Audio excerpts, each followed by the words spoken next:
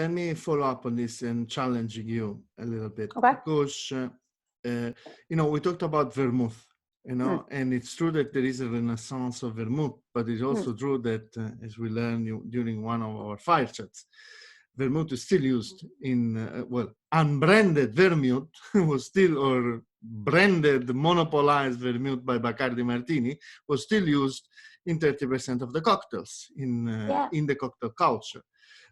On the other hand, Aperol created its own cocktail, basically by leveraging an Austrian/German tradition of the spritz, while at the same time, you're still there? Yeah. While at the same time creating an easy way of drinking and selling this Italian lifestyle and friendship and solar approach and so on and so forth, which took them nevertheless 12, 13, 14 years to export, really, in a fairly massive way. And it is true that from a consumer point of view, categories are less relevant because we see a lot of blurrification of categories. Low alcoholic beer, low alcoholic flavored ciders are entering in and fighting with the Coca-Cola, with the waters, with the alcoholic beverages. Nolo is emerging as a trend.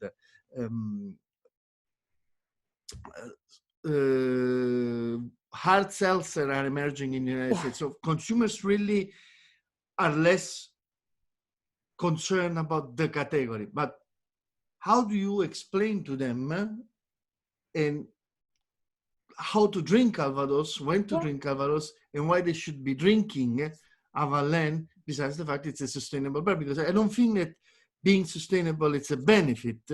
Being sustainable, it's a check for many consumers, especially younger consumers, that they want only a repertoire which is sustainable. So check. But then why they should drink you? Yeah, it's a brilliant question. And it goes back down to the brand hierarchy. So, a reason to believe, is it the sustainability? Absolutely. But today consumers do expect companies to have a positive impact on the environment and or on different labor laws and whether it's slave free or whatever. So it is what you say. It's almost like an essential requirement moving forward with the rise of the conscientious consumer.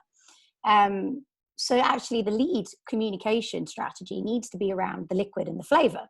So with that, we go back to apples and we go back to the natural credentials around actually Calvados in general. Calvados is usually made with nothing but apples, pears, water and thyme. It's natural fermentation. The nuances, a lot of the brands will then add caramel and some sort of sugar and dosage at the end.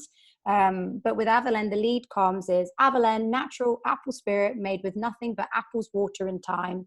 And it's to drink it almost like the alternative planet positive to a G&T. It's that conscientious consumer moment where you mix with love, you mix mindfully, you're enjoying a fantastic tasting, delicious, refreshing drink, crisp and nice little distinctive apple wedge.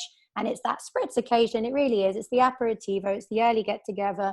Don't like tonic, drink it ginger ale. Don't like ginger ale, fresh apple juice. Don't like fresh apple juice. You can play around with sodas. Like, it's just really about the mixability and the versatility of the liquid. And I think by targeting, for example, gin drinkers, we've got already the occasion and the how to drink checked. They know what to do. So if you give them a bottle and say, do what you would do with a gin, it's actually quite easy to get people to convert. And ultimately, 9 out of 10 people that sample this in, say, the Avallen tonic, absolutely love it.